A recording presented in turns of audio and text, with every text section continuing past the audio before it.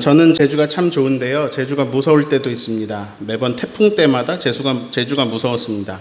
태풍이 오면 사택은 시끄러워집니다. 바로 10m 앞에서 오토바이 타는 소리가 나요. 여기 야외 보일러실 알루미늄 문이 이제 서로 막 부딪히면서 떨리는 소리인데, 이게 설명을 안 들으면 구분이 안 될 정도로 이제 오토바이 소리랑 비슷합니다. 그리고 샌드위치 판넬 지붕이 뜯겨져 나갈 것 같이 막 흔들리는데 그 거센 바람 속에 겁이 납니다. 저 지붕 한 장 뜯겨 나가면 지금 내리는 비 다 들어올 텐데 막 무섭습니다. 김기숙 목사님이 종달교회에 부임한 첫 해에 태풍이 온다고 하니까 바다에 나가보려고 한대요. 태풍이 치는 바다를 보고 싶대요. 그래서 제가 진지하게 뜯어 말렸습니다. 목사님, 바다 보러 가시면 내일 뉴스에 나옵니다. 제주 종달 지역에서 김아무개 씨 실종, 이렇게 나와요. 그래서 제 말을 듣고 집에 계셨어요. 임종철 목사가 잔뜩 겁을 줘가지고 바다에도 못 가보고 집에 있었던 거죠. 아쉬웠을 거예요. 자연의 힘을 가까이서 보고 싶었을 텐데요. 태풍이 잔잔해지고 나서 이제 차를 타려고 하는데 차 뒷좌석에 있던 분홍색 쿠션이 평소보다 진하게 보이더래요. 태풍의 유리창이 깨끗해진 것처럼 너무 잘 보이더래요. 가까이 가서 보니까 차 뒷유리가 통째로 없어져 버렸대요. 태풍 흰남노가 화요일 새벽에 제주를 강타할 것 같은데 저는 참 무섭습니다. 특히 이번에 달아놓은 태양광 발전기가 돌풍에 날아가 버릴까봐 제가 이제 되게 걱정입니다. 저하고 아내하고 이제 첫 데이트를 하던 날에 제가 만약에 아내한테 이런 말을 했으면 어땠을까요? 저는 헌지 선생님하고 좀 더 가까이 지내고 싶어요. 몇 월 며칠 몇 시에 신촌에서 만나요. 자, 그러면 이제 신촌 어딘지 정확히 약속을 해야겠죠. 어느 식당이라든지 어느 카페라든지 뭐 신촌역 2번 출구라든지 뭐 정확한 장소를 말해야겠죠. 근데 제가 이런 말을 하면 어떨까요? 선생님은 거기 스누피 카페 안에 있고 저는 거기서 절대로 밖으로 나오지 마세요. 저는 건너편 그 카페에서 선생님 보이는 곳에 앉아 있을게요. 우리 그렇게 만나요. 제가 이런 제안을 했다면 저와 아내는 사귀지도 못했을 거고 부부의 연으로 이어지지도 못했을 것 같습니다. 이상한 사람이네 이랬겠죠. 하나님이 히브리 민족을 애굽에서 이끌어내셨습니다. 그리고 이제는 그들과 좀 더 구체적인 약속을 맺고 이제 그들하고 더 가까이 지내고자 하십니다. 언약이라고 부르는데요. 하나님은 그 약속을 소중히 여기셔서 그 약속이 소중하니까 이 약속을 아무 데서나 하지 않고 이제 시내산에서 언약을 맺으시고자 백성들을 시내산으로 인도하셨습니다. 오는 길에 마라도 만났고 르비딤도 만났고 광야에서 결핍에 시달리고 아말렉의 침입도 있었고 막 험난했어요. 비록 고생길이라도 하나님이 시내산이 가장 적합한 언약 체결 장소라고 여기셨는지 결국 온 백성을 이끌고 시내산에 오셨어요. 이제 하나님이 언약식을 맺으시면 됩니다. 근데 하나님이 어이없는 말씀을 하세요. 애굽에서 50일 끌고 나오신 거거든요. 그러고 나서 하시는 얘기가 너무 황당해요. 시내산에 내가 갈 거야. 너희는 이렇게 해라. 자, 12절 13절을 읽습니다. 너는 백성을 위하여 주위의 경계를 정하고 이르기를 너희는 삼가 산에 오르거나 그 경계를 침범하지 말지니 산을 침범하는 자는 반드시 죽임을 당할 것이라. 그런 자에게는 손을 대지 말고 돌로 쳐 죽이거나 화살로 쏘아 죽여야 하리니 짐승이나 사람을 막론하고 살아남지 못하리라 하고 나팔을 길게 불거든 산 앞에 이를 것이니라 하라. 줄여볼게요. 산에 올라오면 죽는다. 더 이해 안 가는 부분이 있죠. 산에 올라오면 돌로 쳐 죽이거나 화살로 쏘아 죽여라. 짐승이라도 그렇게 해라. 이게 말씀이 되게 길게 있으니까 무슨 말인지 파악이 잘 안 되는데요. 요약해보면 이렇습니다. 중요한 약속을 하자. 너와 나는 엄청난 관계로 맺어지는 거야. 약속 체결 장소는 시내산이야. 내가 너희를 이끌고 왔어. 그리고 내가 친히 시내산에 나타날 거야. 근데 모세 말고는 올라오지 마. 산에 올라오면 다 죽는다. 산에 올라오는 사람은 화살로 쏴 죽여야 된다. 이거 참 어떻게 받아들여야 될지 모르겠네요, 목사님. 이런 생각이 드시는 분이 계실 것 같아서 오늘은 이 말씀의 의미를 풀어가 보려고 합니다. 모세의 33번째 시간입니다. 여러분 하나님 보셨어요? 하나님 보신 분 손? 난 하나님 봤다. 하나님 보신 분은요, 병원에 가보셔야 돼요. 정신과에 가셔서 환청이 들린다고 환상이 보인다고 약을 받으셔야 돼요. 여기 있는 한 사람도 하나님을 못 봤네요. 근데 하나님을 어떻게 믿죠? 이런 분들 많습니다. 차라리 내 주먹을 믿겠다. 응? 보이지도 않는 하나님을 왜 믿냐? 아니, 하나님이 전지전능하시다면서 왜 모습을 안 보여줘? 보여주면 바로 믿을 건데? 난 보면 바로 믿을 건데? 어항 속에 붕어가 있습니다. 붕어는 내가 밥을 주면 먹습니다. 붕어에게 말을 합니다. 붕어야, 내가 오늘 파란색 옷을 입을까 흰색 옷을 입을까? 오늘 나 중요한 약속이 있는데 어떤 옷을 입어야 더 신뢰감이 들 것 같아? 제가 말을 하고 있는데 붕어는 내가 무슨 말을 하는지 모릅니다. 제가 아내하고 사귈 때 이런 질문을 했어요. 저랑 사귀실래요? 아내가 어느 날 좋다고 했어요. 그래서 저희가 사귄 겁니다. 근데 아내가 대답도 안 했는데 제가 질문만 해놓고 사귀실래요? 그래 놓고 저 혼자 스스로 나는 아내 하은지라는 사람이랑 사귄다 이렇게 생각하면 이건 망상입니다. 착각이고요. 스토킹으로 이어질 수 있습니다. 그러니까 계약을 할 때는요, 상호 동의가 필요해요. 서로 조건에 동의를 해야 돼요. 지난주 설교 제목이었어요. 하나님이 먼저 조건을 얘기하셨거든요. 너희가 만약 이렇게 하면 너희는 이거 된다. 내가 그렇게 해줄 거야. 자, 스크린 보고 기억해 볼까요? 자, 뭐가 되냐? 내 소유가 된다. 내 제사장 나라가 된다. 거룩한 백성이 된다. 근데 내 소유를 저는 이제 세 번역을 따라서 제목을 지었죠. 내 보물 이렇게 지었죠. 모든 게 다 하나님 건데 그 중에서도 하나님의 아주 귀한 보물이 된다. 어떤 사람은 나와 언약을 믿고 내 말을 따르는 사람은, 내 법을 따르는 사람은. 자, 하나님이 먼저 제안했어요. 너희가 내 법을 따르면 내 보물이 된다. 거룩한 나라, 제사장 나라가 된다. 너희들 따를래? 어때? 자, 이제 히브리 백성들의 선택이 남았죠. 그들이 어떤 선택을 했는지 8절을 읽습니다. 백성이 일제히 응답하여 이르되 여호와께서 명령하신 대로 우리가 다 행하리이다. 모세가 백성의 말을 여호와께 전했다. 자, 하나님이 명령하시는 거 저희가 다 따를 겁니다. 그 뜻 따를 겁니다. 저희 제사장 나라 되는 거 좋아요. 하나님 보물 되는 거 좋아요. 자, 이렇게 동의했어요. 자, 오늘 읽은 말씀 부분도 사실 언약의 내용은 아니에요. 그 내용은 이제 20장 이후에 쭉 많이 나옵니다. 그 내용을 다 살펴보진 않을 거예요. 10계명 정도로 축약해서 볼 건데, 오늘의 내용은 그 언약 내용의 체결을 위한 준비사항이에요. 이 체결을 위한 준비사항. 하나님이 백성에게 세 가지를 시켰어요. 첫 번째는 10절의 빨간색 부분입니다. 찾아보세요. 뭘 해야 돼요? 이틀 동안 성결하게 해야 돼요. 그들에게 옷을 그러니까 빨래해야 돼요. 빨래. 이틀 동안 빨래해라. 두 번째는 15절의 빨간색 부분입니다. 뭐예요? 성관계를 가지지 말아라. 셋째 날을 기다리면서 이틀 동안은 이성간에 잠자리 갖지 말아라. 자, 세 번째는 아까 읽은 말씀이에요. 산에 올라오지 말아라. 올라오면 죽는다. 자, 제가 오늘 부제목을 셋째 날에 나팔을 길게 불거든 이라고 지었습니다. 아까 13절에 잠깐 나온 표현이에요. 뭐냐면 셋째 날에 나팔을 길게 불거든 너희는 산 앞에 와서 서라. 근데 산에 올라오지는 말아라. 자, 다시 정리해 볼까요? 나와 언약을 맺고 그 법을 따르면 너희가 내 보물이 된다. 어때? 좋아? 다 좋습니다 했어요. 그러면 내가 셋째 날에 신의 산에 나타날 건데 그동안 이런 준비를 해라. 더러워진 옷을 빨아라. 동침하지 말아라. 그리고 셋째 날에 나팔을 길게 불면 산기슭에 와서 서라. 단 산을 오르지는 말아라. 자, 이제 내용은 좀 이해가 되셨을 거예요. 근데 여전히 풀리지 않는 의문사항. 아니, 시내산까지 막 애굽부터 데리고 오셔서 시내산에서 언약을 맺자 하는 분이 왜 산에 오르지 말라고 하시지? 자, 아까 제가 이런 얘기를 했죠. 하나님이 왜 한 번도 나에게 모습을 안 나타내시지? 내가 보이면 바로 믿을 건데.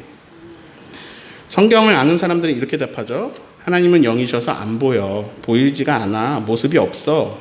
그럼 이렇게 말하게 됩니다. 아이고, 잘도 둘러대네. 결국 하나님은 없는 거네. 하나님 없는데 하나님을 뭐 영이니 뭐니라고 말하면서 그냥 지어내가지고 종교 집단 따르게 하는 거잖아. 헌금 내게 하고. 있으면 나와보라고. 자, 근데 하나님이 왜 모습을 안 보이시는지 알려드릴게요. 어차피 못 알아보기 때문입니다. 무슨 말이냐? 수준이 안 된다는 말입니다. 제가 아까 붕어 이야기를 했습니다. 붕어가 내가 주는 밥은 막 잘 먹어요. 근데 나하고 같은 수준은 아닙니다. 그래서 내가 붕어한테 나를 보여주고 설명해줘봤자 붕어는 아무 생각 없어요. 하나님은 영이셔서 정해진 형체가 없습니다. 그러나 그 어떤 형체로도 나타나실 수 있습니다. 하나님은 이 앞에요, 이 컵으로도 나타나실 수 있습니다. 네, 즉 능력이 없어서 하나님 보이시지 않으시는 건 아니에요. 그런데 하나님이 컵으로 나타나시면 사람들은 컵을 하나님으로 섬길 겁니다. 하나님은 떨기나무에 나타나셨는데 어떤 현상으로 나타나셔도 떨기나무가 하나님은 아니죠. 하나님은 우리에게 굉장히 다양한 방법으로 나타나십니다. 특히 약한 자의 모습으로 나타나셔요. 그런데 우리는 하나님을 못 봅니다. 우리가 수준이 안 됩니다. 볼 수 있는 눈이 없어요. 제 해석을 말씀드릴게요. 이 히브리 백성을 상대하는 하나님께서요, 하나님이 이제 수준을 많이 낮추시기로 합니다. 그 방법이 뭐냐면요, 중간에 사람을 하나 두는 겁니다. 자, 대다수의 백성들은 하나님 말씀을 하신다고 해도 들을 능력이 없어요. 피조물인 붕어가 피조물인 인간의 말도 못 알아들어요. 피조물인 우리가 창조주인 하나님 말을 못 알아들어요. 하나님이 선택하신 방법은 우선 인간이 인식할 수 있는 수준으로 막 낮추십니다. 눈높이 교육이에요. 근데 백성들을 눈높이에 맞추려면 인간이 인식하는 범위 안에서도 너무 하향평준화 시켜서 말씀하셔야 하는 거예요. 그래서 하나님은 히브리 백성들한테 직접 말씀하시는 방법보다는 모세를 통해서 그들에게 말씀하는 방법을 선택하십니다. 자, 여태까지도 모세를 통해서 백성들을 여기까지 인도하셨어요. 그리고 이제 그 방법을 계속 이어가려고 하시는 것 같은데요. 그러려면 무언가가 필요합니다. 그게 뭐냐면 모세의 권위입니다. 여태까지는 애굽에서 탈출해야 되니까 모세 말을 들었어요. 근데 이제는 이들이 다 자유인입니다. 이들은 뭐 하나님의 보물이 된다, 제사장 나라 된다고 하니까 막 좋아가지고 하나님하고 언약을 맺고 하나님 백성 되기로는 했어요. 근데 그렇다고 해서 앞으로 모세의 말을 들을 건 아니에요. 모세가 무슨 말을 하면 이렇게 할 겁니다. 아니, 누가 너를 우리 재판관으로 삼았냐? 누가 너를 우리 다스리는 자로 삼았냐? 모세가 이 말을 백성들한테 들은 적이 실제로 있어요. 언제 들었냐? 모세가 동족을 괴롭히고 있는 애굽 감독관을 살인하고 그들에게 가서 동족들끼리 왜 싸우냐? 치지 마시오. 왜 동족들끼리 싸웁니까? 이랬더니 그때 히브리 사람들이 뭐라고 그랬냐면 왜 당신을 우리가 언제 재판관으로 삼았냐? 이렇게 말을 했어요. 모세는 히브리 사람들이 힘을 모으길 바랬어요. 좋은 뜻이잖아요. 근데 그들은 모세의 뜻을 따라주지 않았어요. 그들은 모세를 밀어냈고요. 애굽도 모세를 죽이려고 하고 모세는 히브리도 애굽도 자기를 안 받아주려고 하고 팽당해가지고 미디안으로 도망을 치잖아요. 근데 이제 앞으로도 똑같은 상황이 연출될 겁니다. 모세가 어떤 말을 하면 백성들이 그럴 거예요. 나는 하나님의 백성 된다고 했지 너의 백성 한다고 안 했어. 우린 너 따르지 않을 거야. 자, 물론 그게 좋은 겁니다. 하나님으로부터 직접 말씀을 듣는 게 좋습니다. 하나님이 직접 왕이 되시고 하나님만 우리 주인 되시는 게 제일 좋은 겁니다. 그게 좋은 거예요. 직접 듣고 그분의 뜻대로 하는 게 제일 좋아요. 모세가 없는 게 제일 좋아요. 그런데 그들은 아직 그럴 준비도 안 됐고 그럴 역량을 갖추지 못했어요. 그들이 지금 할 수 있는 건 뭐냐? 빨래하는 정도? 그리고 이틀간 성관계를 참아보는 정도입니다. 하나님 보시기에 히브리가 이스라엘, 그러니까 노예들이 하나님 백성이 돼서 하나님 백성으로 살아가는 데 있어서 지금 필요한 단계는 모세라는 사람을 가운데 두고 하나님이 그에게 하나님 뜻을 알려주어서 백성이 그것을 따를 수 있게 하는 단계입니다. 그런데 그러려면요, 모세가 어떤 권위를 가져야 돼요. 하나님이 모세를 통해서 자기들에게 말씀하신다는 걸 백성들이 정말 철저하게 인정하고 인식하고 불평 없이 따라야 돼요. 근데 그 한두 명 그래야 되는 게 아니라 수백만 명 되는 모든 사람들이 전부 그렇게 해야 돼요. 자, 과학이 발전하면서요, 이제는 우주에 대한 연구가 아주 급속도로 이루어지고 있습니다. 이제 사람들은 우리가 살고 있는 이 땅이 저기 하늘에 막 떠 있는 별 같은 그런 별 중에 하나라는, 우리가 하나의 별에 살고 있구나, 이걸 다 알고 있습니다. 그리고 그 별 지구는 평평하다라고 생각하지 않습니다. 둥근 걸 알고 있어요. 그 지구가 태양이 막 뜨고 지고 하는 게 아니라 지구가 태양 주위를 돌고 있다는 것도 알고요. 태양계도 알고요. 은하도 알고요. 태양계 같은 환경이 우리 은하 안에서만 수없이 많다는 것도 압니다.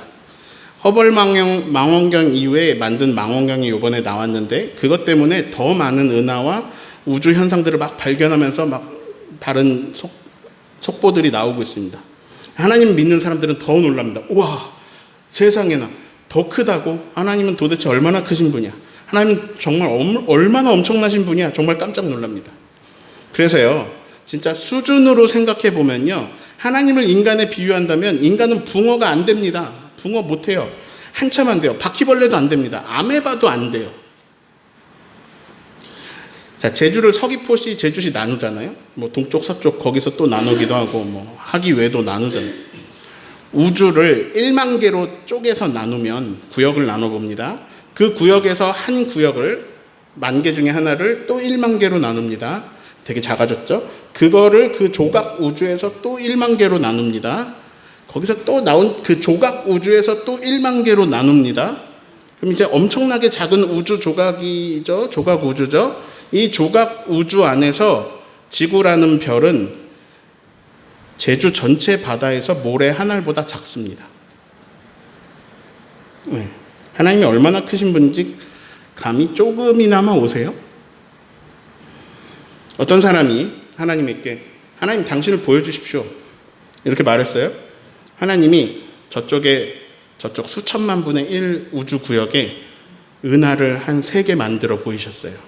별을 한 번에 무슨 폭발을 시키든 어떻게 하시든 방금 하나님이 별을 한 7천억 개 정도 만드셨어요. 지구 같은 거를 7천억 개 만드셨어요. 하나님 그 사람에게 말씀하십니다. 더 보여줘야 되니 지구라는 꼬마 별에 있는 가장 지능이 높은 생물인 인간은 저 멀리 우주구역에 일어난 엄청난 일을 조금도 눈치채지 못하고 말합니다. 하나님 당신을 보여주십시오. 네. 보여주면 볼 수 있대요? 알려주면 알 수 있대요? 설명해 준다고 알아들을 수 있대요? 이거 인간이 인식할 수 있는 차원이 아닙니다. 하나님이 자신을 알려주시려면 낮아지고 낮추시고 눈높이 계속 낮추시고 그래서 인간의 인식 수준으로 내려오셔야 돼요. 제가 이제 전에 잠든 것도 아니고 깬 것도 아닌 상태에서 어떤 세계를 보았다라고 했잖아요. 다른 걸 구하고 있는데 하나님 그 세계를 보이셨다라고 했죠. 이번 주 설교 준비하다가 그 무엇을 구했었는지 기억이 났습니다. 제가 이런 기도를 했었습니다. 하나님을 더 알고 싶습니다. 조금이나마 하나님을 더 경험하고 싶습니다. 체험하고 싶습니다. 성령의 은사를 주셔도 참 좋을 것 같습니다. 은사를 주세요. 하나님이 여태까지 본 적이 없는 세계를 보이십니다.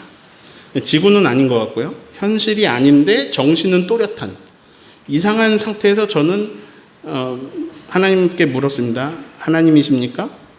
대답이 없으십니다. 저는 어제 설교 준비를 하면서 느꼈어요. 대답하셨을 건데 내가 못 들었구나. 아직 내 수준이 그게 안 되는구나. 그냥 이 정도로 받아들였습니다. 내가 이 정도만 보여줘도 너는 되게 황홀감에 감동하는구나. 근데 내 선물은 이거보다 더 멋질 건데, 기대해도 좋을 건데, 근데 나를 조금이나마 직접적으로 느끼려면 너는 아직도 너무나 멀었다.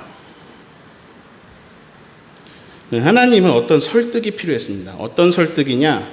백성들이, 내가 모세에게 백성들을 말하는데 모세를 통해 말할 거니까 그의 말을 신뢰하고 들으라는 설득을 해야 돼요. 모세는 내가 선택한 내 뜻의 전달자다. 이거를 그들에게 확실히 알려주셔야 했습니다. 그래서요, 하나님은 그들을 시내산으로 부르셨습니다. 시내산은 그런 설득을 하기에 매우 적합한 장소입니다. 왜냐하면요, 이 수백만 명에게 강한 인식을 한 번에 심어줄 수 있는 곳이거든요. 자, 모든 사람이 산 아래에 있습니다. 산 아래서는 산 전체가 보입니다. 그렇죠? 근데 산에 올라가면요, 산 전체가 보이는 게 아니라 내 앞에 있는 나무 한 그루가 보입니다. 물론 떨기나무 한 그루에서 하나님이 나타나실 수 있어요. 보이실 수 있어요. 그러나 백성들에겐 더 강력한 게 더 설득력이 있겠죠. 저는 오늘 설교 제목에 강림이라는 표현을 썼습니다. 개역개정 성경의 표현인데요. 하나님이 시내산에 강림하셨다.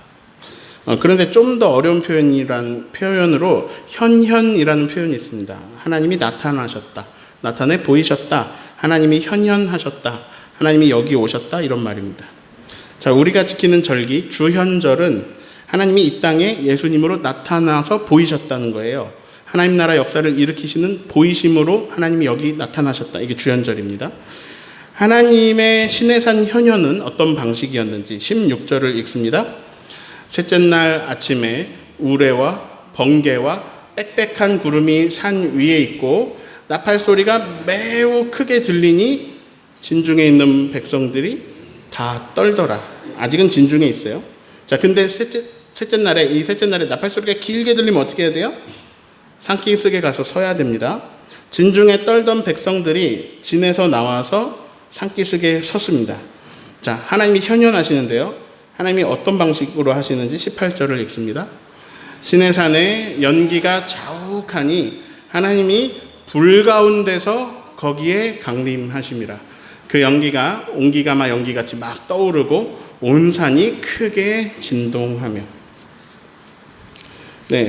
우레, 번개, 빽빽한 구름, 천둥, 연기, 불, 나팔소리, 지진이 난 듯이 흔들리는 산. 백성들은 공포에 떨고 있습니다. 하나님을 본 적은 없는데요. 멀리 산 밑에서 보는 백성들이 산 위에 강림하시는 하나님을 감당할 수가 없습니다. 막 천둥, 번개, 빽빽한 구름에 막 나팔소리 막 엄청 커지고 연기 나고 불 나고 산 흔들리고 백성들은 공포에 떨고 있습니다. 자, 나팔소리가 점점 커지고 하나님은 그들에게 직접 음성을 들려주십니다. 19절을 읽습니다. 나팔소리가 점점 커질 때에 모세가 말한즉 하나님이 음성으로 대답하시더라. 모세가 말을 하니까 하나님이 음성으로 대답하십니다. 막 엄청 커지고 점점 커진 나팔소리보다 더 큰 하나님의 음성이 들립니다. 하나님이 모세를 부르셔서 모세가 산으로 올라갔거든요. 하나님이 모세는 올라와도 된다고 하셨잖아요. 자, 그리고 이제 거기서 주시는 언약 말씀이 출애굽기 20장 10계명인데요. 출애굽기 20장이 여기 있으면 지금 준비 단계 19장 뒷부분이거든요. 이 언약을 받기 위한 준비 단계인데 그 백성들의 반응은 요 20장 후반부에 나와요. 20장으로 넘어가서 18절을 같이 읽습니다. 뭇 백성이 우레와 번개와 나팔소리와 산의 연기를 본지라 그들이 볼 때에 떨며 멀리 서서. 백성들이 하나님을 본 건 아닙니다. 강림하실 때 나타난 현상만 보는데요. 그 현상만으로 그들은 떨었습니다. 그들은 이미 멀리 서 있는데요. 산에 올라가지 않고 산기슭에 있는데 더 멀리 섰습니다. 그들은 견디다 못해서 모세에게 요청합니다. 19절을 읽습니다. 모세에게 이르되 당신이 우리에게 말씀하소서 우리가 들으리이다. 하나님이 우리에게 말씀하시지 말게 하소서 우리가 죽을까 하나이다. 그들은 하나님 본 게 아니에요. 그냥 음성 정도 듣는 건데요. 그걸 도저히 감당할 수가 없었습니다. 그들이 말하죠. 우리가 죽겠습니다. 안 되겠습니다. 우리가 지금 죽을 것 같습니다. 하나님 직접 말씀하시면 안 되겠습니다. 모세여 제발 당신이 우리에게 말해주세요. 말씀하시면 우리가 듣겠습니다. 하나님이 엘리야한테 나타나실 때요. 지진, 바람도 그 안에 하나님 없었고 지진이 지나도 없었고 불도 다 지나갈 때 그 안에 나타나시지 않았어요. 그러다 세미한 소리로 나타나셨어요. 그래야 하나님이 나타나실 때 막 천둥, 번개, 빽빽한 구름 이런 게 필요한 건 아닙니다. 꼭 필요하지 않아요. 세미한 소리 가운데 하나님 나타나세요. 하나님 어떤 방법으로 나타나실 수 있어요? 하나님은 시내산에서는 불 속에 강림하셨는데요. 불이 하나님은 아니잖아요. 그분의 권능을 나타낸 도구들입니다. 이런 것들은 우레, 천둥 이런 것들은요. 지금 백성들은요.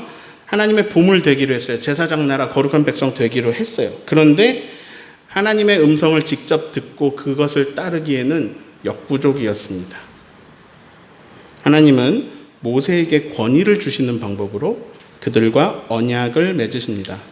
자, 오늘 설교 제목은요. 시내산 강림입니다. 하나님의 시내산 현현에는 두 가지의 목적이 있어요. 모세를 통해 알려주신데요. 그 궁극적인 목적이 20장 후반부에 나온 20절입니다. 같이 읽습니다. 모세가 백성에게 이르되 두려워하지 말라. 하나님이 임하심은 너희를 시험하고 너희로 경외하여 범죄하지 않게 하려 하심이라. 결국이 이제 범죄하지 않게 하기 위해서. 자, 제가 사택 입구에 뭐라고 적어놨냐면요. 목사님과 사모님만 들어가는 곳이에요. 이렇게 적어놨어요. 여기엔 제 철학이 담겨 있습니다. 부정적으로 말하지 말자. 자, 여기에 출입금지 이렇게 쓰는 거하고요, 목사님과 사모님만 들어갈 수 있어요 라고 쓰는 것 중에 뜻이 똑같죠? 예. 어느 게 더 효과가 있을까요? 전에 여기 주차 단속 없을 때, 카메라 없을 때 교회 진로에 차를 너무 많이 세우는 거예요. 그래서 이제 주차 금지 모형물을 세우고 제가 거기에 이렇게 적어놨어요. 교회 입구입니다. 자, 이 말은 동의어로 주차 금지예요. 입구니까 주차하지 말라는 거죠. 근데 교회 입구입니다가 효과가 좋을까요? 주차 금지가 좋을까요? 효과가. 주차 금지가 더 좋아요. 사람들을 가장 빠르게, 가장 쉽게 말 잘 듣게 하는 방법은요, 공포심을 주고 협박하는 겁니다. 저는 여러분을 불안하게 하면서 예배 잘 나오게 할 수 있습니다. 교회를 빠진다고요? 간이 참 크시네. 아니, 아들한테 무슨 일이라도 생기면 어쩌려고 교회를 빠져요? 제가 이런 식으로 설교 안 하죠. 못 들어보셨잖아요. 하나님이 예배 빠졌다고 아들에게 무슨 일을 일으키고 막 이런 분이 아니기 때문에 안 합니다. 제가 저 스스로를 속여야 할 수 있는 말이에요. 근데 예전에 그렇게 공포감 조성해서 교회 잘 나오게 하는 목사님들 실제로 계셨어요. 그런데 저는 그걸 이해해요. 왜냐하면 그 시절에는 그 방법이 사람을 살리는 방법 중에 좋은 방법이었을 수도 있어요. 자, 성숙한 사람은요, 입구입니다 이렇게 써놓으면 주차하지 않아요. 그런데 경험해보면 이게 제일 효과가 좋아요. 주차하면 연락 없이 견인함, 이게 제일 좋아요. 효과는. 왜냐하면 어떤 분야마다 사람에 따라 성숙도가 다릅니다. 자, CCTV가 있다는 걸 알면 범죄율이 확 줄어들어요. 처벌이 무서워서 범죄를 멈추는 거죠. 지금의 히브리 사람들, 지금 막 신앙생활 시작하는 이 히브리 사람들이 이런 방법을 사용해야 됩니다. 하나님 사랑을 많이 받아가지고 그 사랑을 내 안에 간직하고 그게 내 안에 사랑이 가득해서, 그래서 나는 남을 해치거나 괴롭히거나 범죄하려는 그게 마음 자체가 없는 게 아니라 하나님 무서워가지고 하나님 두려워서 범죄하지 못하게 해야 하는 단계인 거죠. 고대 사람들은 굉장히 잔인했습니다. 지금 상식으로는 상상할 수 없을 정도로 잔인했어요. 하나님은 그들 가운데 범죄 없고 살기 좋은 전혀 새로운 제사장 나라 세우고자 하십니다. 그래서 그 당시에 그 공동체 안에서 현실적으로 서로 배려하면서 사랑을 실천할 수 있는 율법을 주셨습니다. 율법이 지금 보기에 조금 이상한 이유는 그 당시 그 공동체에게 주셨기 때문이에요. 자, 두 가지 목적이라고 했죠. 하나님의 백성이 범죄하지 못하도록 하나님 무섭게 해가지고, 그래서 시내산 강림을 통해 하나님의 권능을 보이셨습니다. 또 하나는 뭐냐? 아까도 말했는데요. 모세의 권위입니다. 19장의 앞부분에 나오는데요. 9절을 읽습니다. 여호와께서 모세에게 이르시되 내가 빽빽한 구름 가운데서 너에게 임함은 내가 너와 말하는 것을 백성들이 다 듣게 하며 또한 너를 영영이 그들이 따르고 믿게 하려 함이라. 네. 내가 빽빽한 구름 가운데 임해서 내 음성을 들려줄 거야. 좀 무서울 건데 그래야 백성들이 너를 믿을 거야. 나는 히브리가 내 백성 되는 일에 너를 사용할 건데 네가 너무 힘들지 않게 그들이 잘 너를 따르도록 해줄게. 나의 권능을 아주 약간만 나타내도 백성들은 나를 알게 될 거야. 그걸 자신이 감당할 수 없다는 걸 알게 될 거야. 제가 주영광교회 부임하고요. 처음 담임 목사 시작할 때 조영창 장로님을 통해서 어떤 분에게 가서 기도해달라는 요청을 받았었습니다. 오래 다니신 분들은 다 아시죠? 그때 저하고 실시간 함께 했으니까요. 한 환자가 중환자실에 계신데 기도해 주라고 했는데 그날이 수요일이어가지고 수요예배 때문에 못 간다고 이제 목요일에 간다고 하고 갔어요. 그때는 코로나 아니어서 이제 한 분이 거기 같이 계실 수 있었어요. 근데 갔는데 동생분이 계시는데요. 근데 수요일부터 이상하게 막 40번을 기도해 주고 싶은 생각이 들었어요. 그러니까 거기 가서 동생분한테 40번을 기도해 드린다고 하니까 알겠대요. 근데 나중에 알게 된 건데 이미 의사가 가족들 와서 마지막 인사하라고 해가지고 가족들이 다 왔다 간 상태고요. 의식은 없으시고 몸은 이렇게 퉁퉁 부어있고 온몸이, 그리고 이제 산소호흡기로 연명치료하고 있었어요. 2개 꽂고 연명치료로 하고 있었어요. 그리고 나중에 알게 된 건데, 이제 동생은 그래서 장례식장 다 잡아놓고 화장터까지 알아본 상태였어요. 저는 간다고 했으니까 매일 가가지고 딱 10초, 그것도 뭐 안수하고 그냥 속으로 기도했어요. 입으로 밖으로도 소리도 안 내고 속으로 10초 딱 안수 기도하고 나왔는데, 그분이 하루하루 회복되시더니 7일째에 눈을 뜨시고 9일째에 일반 병실로 옮기시고, 그리고 30일 넘었을 때 우리 교회 걸어 들어와서 헌금하고 가셨어요. 그래서 저는 하루하루 회복되는 걸 눈으로 다 봤어요. 그 동생분이 말했어요. 목사님, 저는 기적을 보았습니다.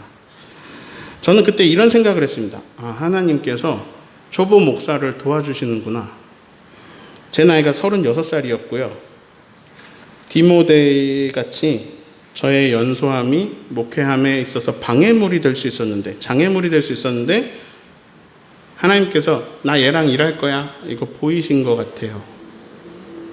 아직도 저를 통해서 전달되는 말에서 목사님, 하나님이 저에게 하시는 말씀이에요 라고 고백하는 분들이 계세요. 아니, 나같이 허당인 사람에게 설교 시간만이라도 어떻게 그런 권위가 생겼을까? 물론 성도님들이 성숙하시고요. 그리고 저는 하나님이 이렇게 도와주고 계신다는 걸 알았어요.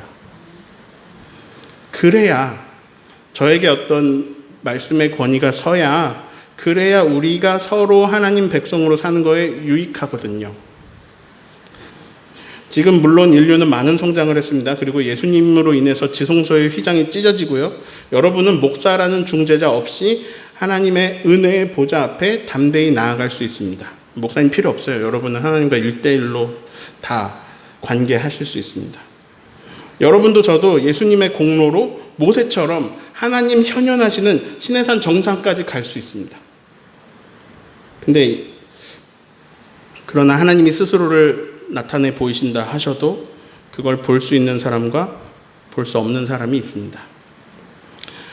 모세한테 얘 말 들어, 내가 이 사람 통해 일할 거야, 보이신 거거든요. 근데 하나님이 예수님에게 그 말씀하시죠. 이는 내 사랑하는 아들이다, 너희는 그의 말을 들어라.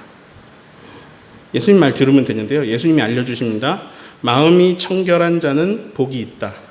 그들은 하나님을 볼 것이다. 못 본다고 하지 않았어요. 마음이 깨끗한 사람이 하나님을 본다. 하나님을 보는 조건은 깨끗한 거예요. 청결이에요. 레위기적, 여기 출애굽기적 표현으로는 성결이에요. 백성들은 그 청결을 위해, 성결을 위해 뭐 했냐? 빨래했어요. 빨래를 하고 동침을 하지 않았습니다. 오해하지 마세요. 부부간 잠자리를 더럽게 보는 게 아닙니다. 고대 근동에는 성관계 후에 남자도 여자도 부정해진다는 인식이 있었어요. 그로 인해서 이제 모세가 그들에게 한 말이고요. 자, 부부간의 친밀하신 건 복입니다. 네, 아주 좋은 일입니다. 자, 아무튼 지금도요, 하나님 보는 방법, 하나님 경험하는 법, 하나님 체험하는 방법은 동일합니다. 그거는 뭐냐면 어떤 준비를 하는 건데요. 거룩하신 하나님 앞에 더러운 것이 서기가 힘들어요. 그래서 뭐가 필요하냐? 빨래가 필요해요. 성결이 필요해요. 청결이 필요해요. 그게 뭐냐? 바로 회개입니다. 네.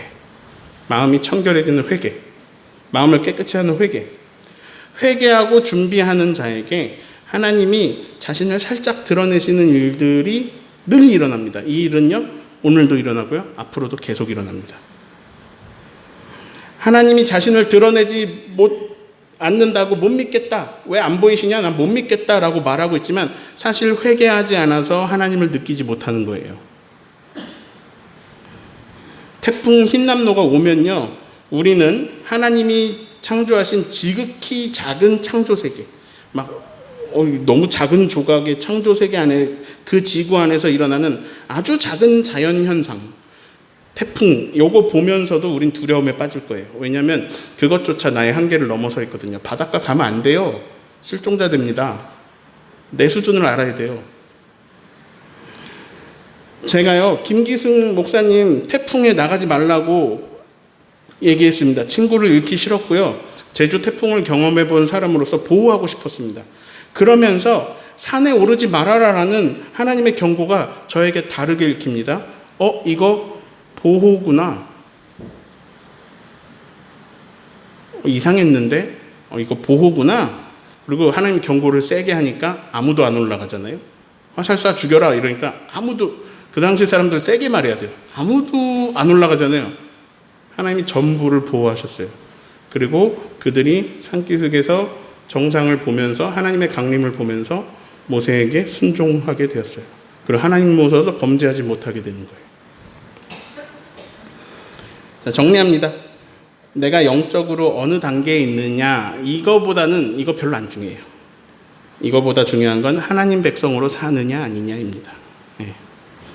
하나님 못 봐도, 나 체험 없어도, 나 방언 못해도 하나님 뜻 따르는 사람이 복 있는 사람입니다. 목적이 거기에요. 하나님 뜻 따르는 사람이 복 있는 사람입니다. 하나님 나라, 하나님 백성으로 살아가는 저와 여러분 되시기를 예수님의 이름으로 축원합니다.